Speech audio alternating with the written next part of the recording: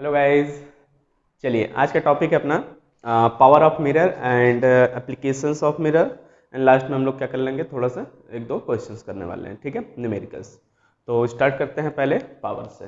Power of mirror, generally power की बात अगर की जाए तो देखिए, पावर ऑफ मिरर किसी भी चीज़ की अगर पावर होती है तो उसकी एबिलिटी होती है किसी चीज़ की करने की, है ना।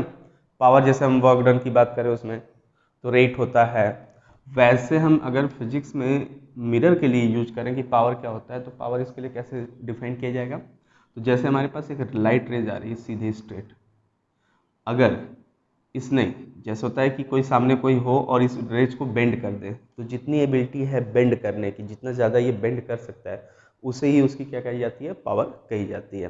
जैसे मैं कहूँ कि इसके सामने हमने एक मिरर रखा, सपोज प्लेन कॉनकेव मिरर, है ना। ये प्रिंसिपल एक्सिस थी, ये आ रहा था, ये आने के बाद कहाँ से जाता है, फोकस से। ठीक, तो इसकी इतनी फोकस है मान लेते हैं, और फिर एक छोटा सा मिरर लेते हैं कर्व, सेम कॉनकेव मिरर लिया है, बस एपर्चर क्या किया इसका हमने, रेडियस ऑफ कर्वेचर क्या कर दिया, छोटा कर दिया। इसका बड़ा मिरर और सॉरी बड़ा स्फीयर और इसका छोटा स्फीयर, बस दोनों में ये डिफरेंस है, बाकी नेचर क्या है दोनों के, कॉनकेव। तो ये भी कहाँ से जाएगा, फोकस से, है ना। तो देखिए, इसका सर्कल जब बनेगा, स्फीयर जब बनाएंगे हम लोग, तो इसका सेंटर यहाँ कहीं आएगा, सेंटर और पोल का हाफ होता है फोकस, तो ये हो गया। और इससे जो सर्कल बनेगा उसका सी कहीं आएगा, उसका फोकस यहाँ हो गया, पोल यहाँ होगा। तो दोनों में से फोकस किसकी कम हो रही है, इसकी कम हो रही है। और दूसरी चीज़, लाइट अपने पास से कितना बेंड हो रही है, रिफ्लेक्ट तो कैसे ही जाती है ना, कितना बेंड हो रहा है, थीटा 1 से मान लीजिए, और इसमें कितना से बेंड हो रहा है, थीटा 2 से। देखने में देखिए ध्यान से, ये पैरेलल तो दोनों में कॉमन है। रहेगी बात एंगल की, तो जो ये रिफ्लेक्शन वाला पार्ट है यही एंगल बना रहा है, तो रिफ्लेक्शन वाला पार्ट यदि नीचे चलता चला जाए तो एंगल बढ़ता जाएगा, और एंगल जितना बढ़ेगा हम बोलेंगे कि बेंडिंग उतनी ज़्यादा हो रही है। तो यहाँ पे बेंडिंग ज़्यादा हुई होगी, क्यों, क्योंकि ये फोकस ज़्यादा है, तो ये लाइट जो गई है वो यहाँ मैच की होगी, और जब फोकस कम करते जाएंगे तो ये लाइट ऐसे मैच करती जाएगी, तो फोकस के कम होने पर बेंडिंग क्या हो रही है, ज़्यादा हो रही है। तो इन्वर्सली प्रोपोर्शनल होने की वजह से पावर को फोकस का क्या लिखा जाता है, इन्वर्स पार्ट, है ना। जितना कम फोकस उतनी ज़्यादा बेंडिंग लाइट की हो जाती है। और इसका ये तरीके से हम लोग क्या बना लेते हैं, फॉर्मूला। लेकिन ये तब लिखा जाएगा जब फोकस किस में हो, मीटर में नापा जाता हो, मीटर में मेजर्ड करके वैल्यू लिखी जाती हो। लेकिन यदि फोकस सेंटीमीटर में हो तो यहाँ पर क्या कर लेते हैं हम लोग 100, और ये किस में लिखा जाएगा उसमें, सेंटीमीटर्स में। तो ये हमारे पास फॉर्मूले हैं दो, बस सेम फॉर्मूला, बस इसमें सेंटीमीटर्स यूनिट की वैल्यूज बदली गई है, बाकी सब कुछ क्या है, सेम है। ये तो है formula, on the basis of this process कह सकते हैं हम लोग। और यूनिट की बात करें तो पावर की यूनिट क्या होगी, तो पावर की यूनिट होगी डायोप्टर, DIOP TRE। डायोप्टर को हम कैपिटल D से रिप्रेजेंट करेंगे। पावर में भी पॉजिटिव में भी निगेटिव। पॉजिटिव निगेटिव का मतलब क्या होता है, तो पावर नेगेटिव पॉजिटिव आप ग्लास में सुनेंगे, अभी लेंस पढ़ेंगे तो उसमें भी पावर प्लस और माइनस आता है। तो आप देखेंगे जो ग्लासेस लगाते हैं लोग, चश्मा, उनके पावर प्लस और माइनस में आते हैं। वजह क्या होती है, वो बताता है किस नेचर का है लेंस। यहाँ पे अगर प्लस माइनस आता है तो क्या बताएगा, नेचर क्या है मिरर की ना। जैसे कॉन्वेक्स भी तो हो सकता है। फॉर एग्जाम्पल मैं कहूँ फोकस इज +1.6 सेंटीमीटर, है ना। कि कौन सा मिरर हुआ, अगर प्लस की बात करके देखें तो ये तुरंत अपने आप क्या आ जाएगा, कॉन्वेक्स। हमने बताया था कॉन्वेक्स मिरर जो होता है वो हमेशा पॉजिटिव क्या रखता है, फोकल लेंथ रखता है। और अगर यहीं पे फोकस -1.6 सेंटीमीटर होता तो ये कॉनकेव हो जाता, ठीक है। अब मैं कहता कि पावर निकालो इसका, कॉन्वेक्स का, तो P = 1 क्या करना पड़ता है, 1.6। लेकिन ध्यान दिए सेंटीमीटर में तो ये 1 नहीं, ये वाला यूज किया जाएगा ना। तो इतना डायोप्टर आंसर आ गया। प्लस में कि माइनस में, प्लस में रखेंगे तो प्लस आएगा। और जब हम कॉनकेव के लिए करने चलेंगे तो कितना लिखेंगे, 100/-1.6 डायोप्टर। इस पर पावर क्या आएगा, माइनस में। तो जब हमें लिखा रहता है कि मान लीजिए कि एक मिरर है जिसकी पावर +4 है और एक मिरर है -4 है पावर, तो इनमें से पहचान लेंगे तुरंत कौन सा मिरर है।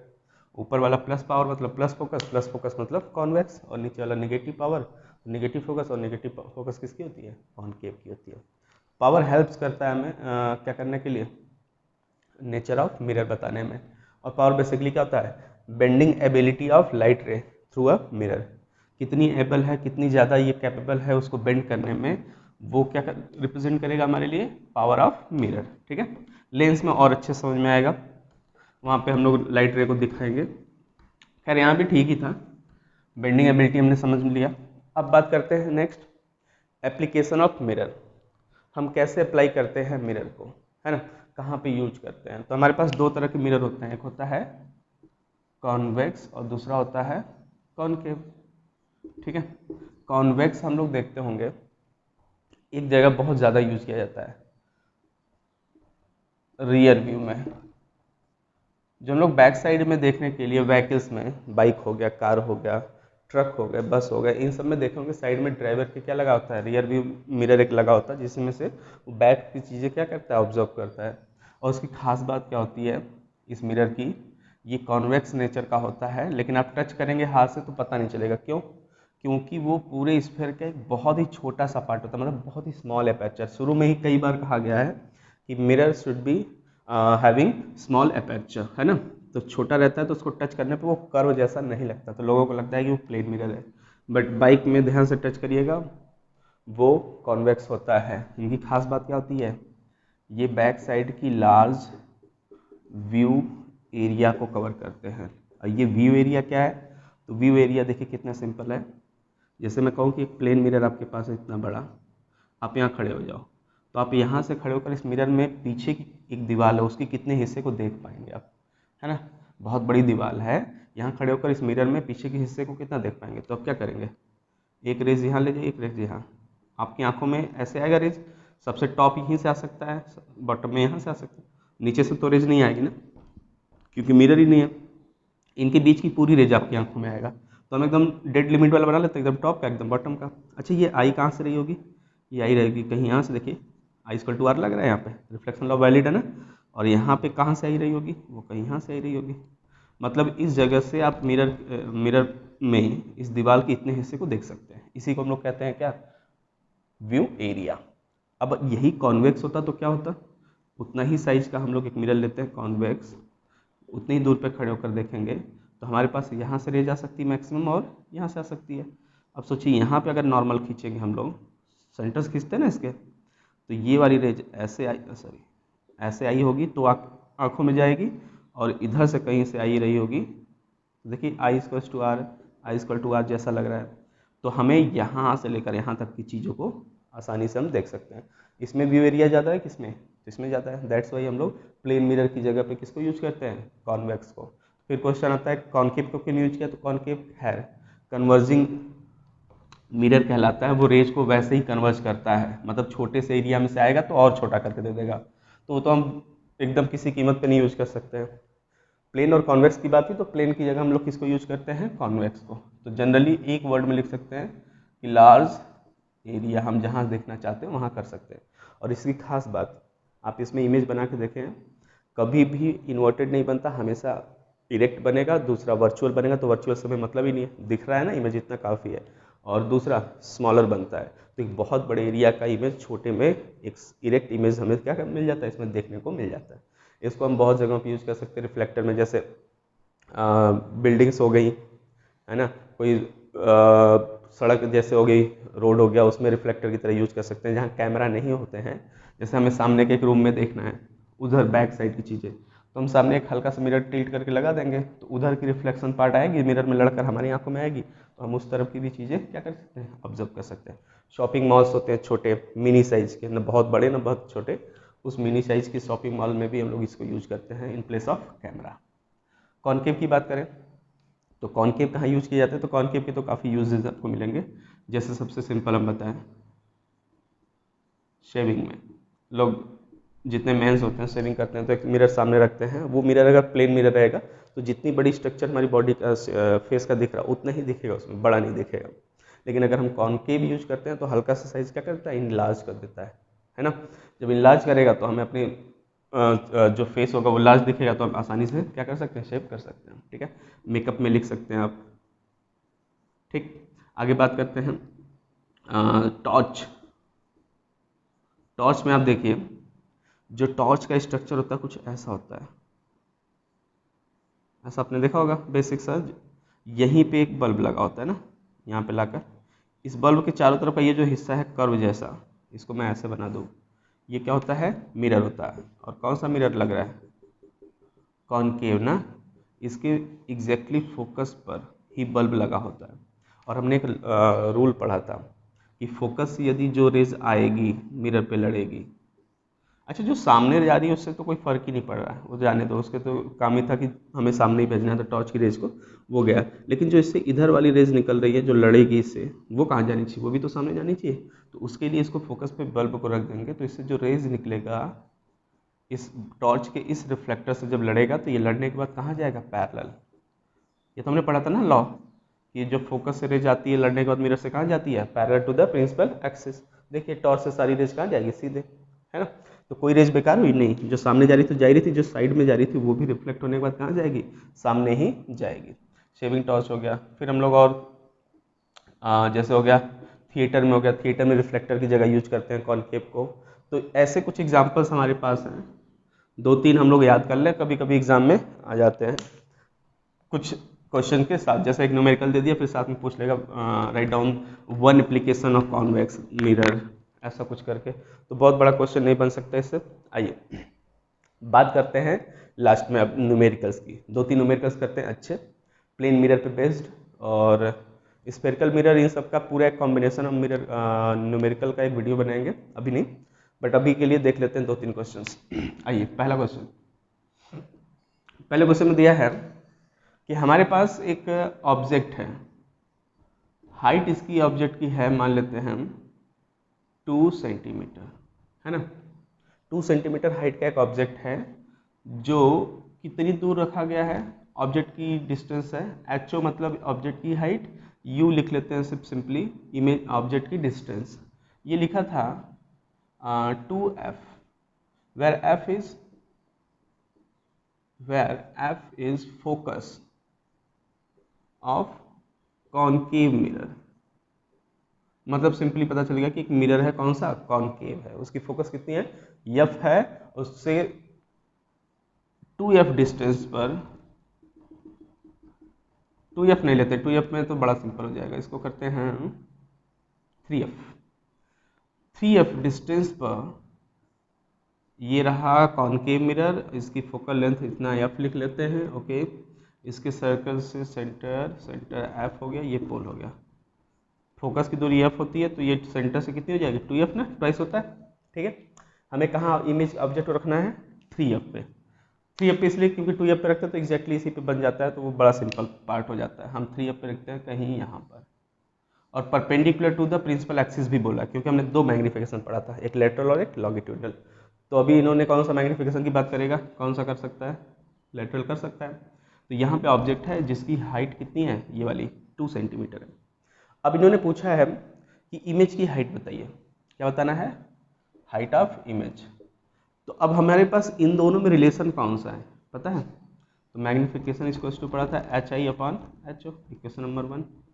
तो HO तो पता है, HI निकालना है, M पता चल जाएगा, काम हो जाएगा। तो M निकालने के लिए एक और फॉर्मूला आपके पास था, -V/U, याद है, बस ये वाला पकड़ ले, काम हो जाएगा। तो इसके लिए क्या चाहिए, V और U चाहिए। तो आपको V तो नहीं पता है, U पता है, लेकिन V कैसे निकालेंगे। तो देखिए V निकालने के लिए आपके पास मिरर फार्मूला है, from mirror formula 1/f = 1/v + 1/u, यही होता है। चलिए 1/f, कॉनकेव की फोकस दी थी, लिखा ना, where focus of mirror is f, तो क्या लिखेंगे, माइनस की प्लस, तो इसको लिखेंगे माइनस, क्योंकि कॉनकेव की फोकस क्या होती है, नेगेटिव होती है। ये साइन कन्वेंशन हमेशा याद रखेंगे, जिसको निकालना होता है उसको कुछ नहीं करेंगे, बस वैसे ही लिख देंगे। V को निकालना हमें, V को ऐसे रख लीजिए, साइन नहीं लिखना है। खैर देखा जाए अगर तो इमेज यहाँ पे C के बियॉन्ड रखा तो कहाँ बनता है कॉनकेव में, बिटवीन C एंड F, तो ये भी इधर ही पड़ेगा, तो इधर के लिए नेगेटिव साइन ही होता है कॉनकेव के लिए, तो माइनस में ही आएगा। लेकिन पहले लिख देंगे तो आंसर गलत हो जाएगा, फिर आप कन्फ्यूज हैं, गलत नहीं होगा, कन्फ्यूज हो जाएंगे। उससे बचने के लिए इसको रहने दीजिए, जो निकालना होता है उसको कभी साइन के साथ नहीं रखते हैं। फिर 1/u, u is where here, 3f। u भी क्या होता है, u हमेशा नेगेटिव होता है, ये तो हमें पता है।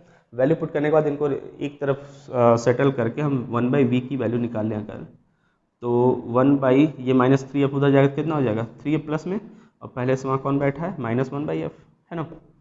एलसीएम ले ले 3f, तो यहाँ से 1 माइनस यहाँ से कितना हो जाएगा 3, कितना बचेगा, -2/3f, -2/3f = 1/v।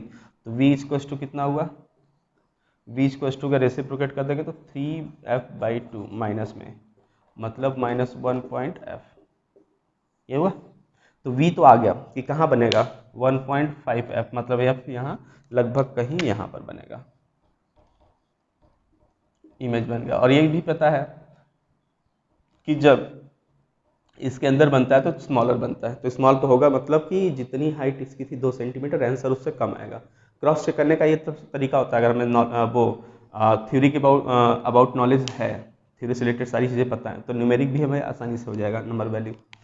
तो कैसे करें, उस वाले को उठाइए, m इक्वल्स टू क्या पता है -v/u, माइनस v मतलब माइनस, और इसका माइनस करेंगे तो कितना हो जाएगा -1.f/u, u is 3f।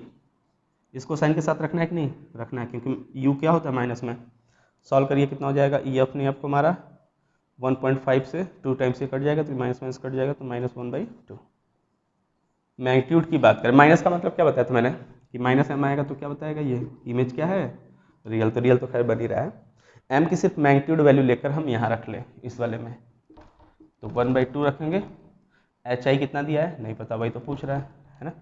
HO कितना है 2 सेंटीमीटर, तो यहाँ से HI बराबर कितना हो गया, 2 ने 2 को मार दिया ना, तो 1 सेंटीमीटर बचा कि नहीं, सिंपली। तो ये था हमारे पास एक छोटा सा क्वेश्चन स्फेरिकल मिरर पर, है ना।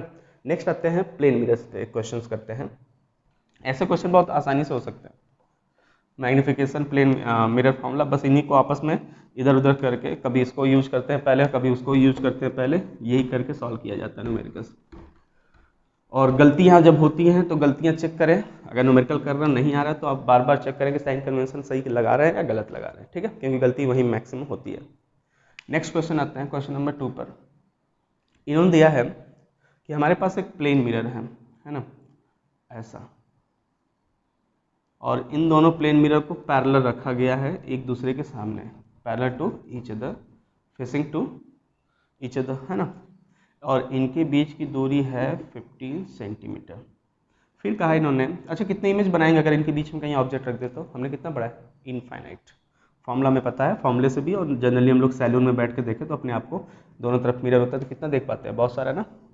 अब इन्होंने दिया कि इस मिरर से M2 से 5 सेंटीमीटर हटकर, कितना सेंटीमीटर, 5 सेंटीमीटर हटकर एक ऑब्जेक्ट को बैठा दिया गया। अब बताइए इस ऑब्जेक्ट के कितने इमेज बनेंगे, तो इसके बनेंगे इनफाइनाइट इमेज। उस इनफाइनाइट में से इन्होंने कहा है कि पहले 3 इमेजेस की दूरी बता दीजिए, distance of the first 3 images from mirror to, क्या बताना है, distances of first 3 images from M2 से पहले 3 इमेजेस की दूरी बतानी है। तो 3 इमेज पहले वाले बना लेते हैं, फिर उनकी दूरी कोरस्पॉन्डिंग देख लेंगे। तो इमेज बनाने के तरीके, लॉ बहुत सिंपल सा, प्लेन मिरर से हमने इमेज बनाना सीखा था कि प्लेन मिरर इमेज को ना साइज में बड़ा करता है ना डिस्टेंस दूर करता है, सेम डिस्टेंस पर ही पीछे बना देता है।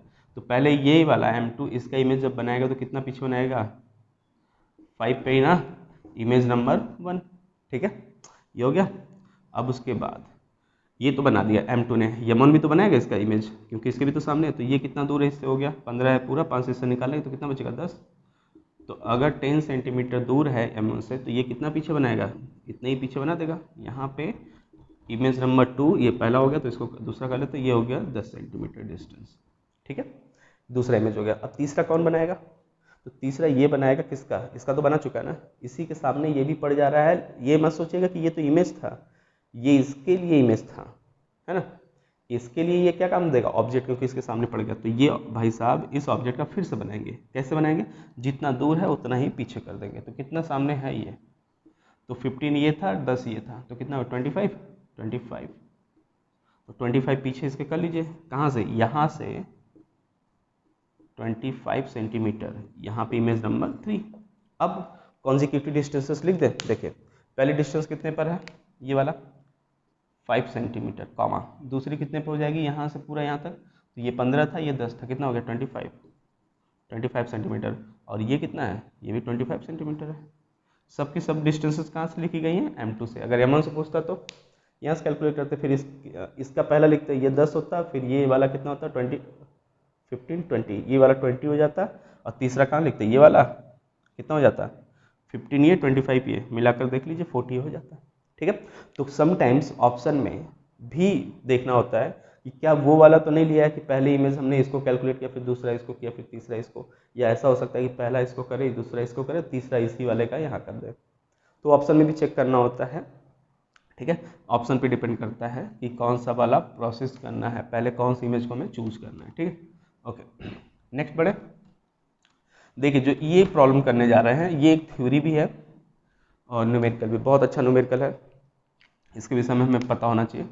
दिया है कि हमारे पास दो मिरर हैं, क्वेश्चन नंबर 3, दो मिरर है दोनों को इंक्लाइन करके रखा गया है, कितने डिग्री पर, सपोज थीटा पर। अब इन्होंने कंडीशन बनाया कि if there is a ray incident on this mirror, M2 कर लीजिए M1 कर लीजिए, there is a ray incident on mirror number 2 which is parallel to mirror number 1। जो रेज आ रही है इंसिडेंट हो रही है M2 पे, वो वाली इंसिडेंट रे M1 की क्या दिख रही है, पैरेलल दिख रही है। And after reflection from M1, देखिए यहाँ से रिफ्लेक्ट होकर उधर जाएगा, ऐसे नॉर्मल बनाएंगे, यहाँ पर नॉर्मल बना दिया N2, फिर ये गया, तो यहाँ के लिए ये तो रिफ्लेक्शन हुआ, लेकिन इस मिरर के लिए ये कैसा कहलाएगा, इंसिडेंट, इसके लिए फिर यहाँ नॉर्मल खींचेंगे, ये वाला एंगल बनाते हुए फिर ये वापस जाएगा।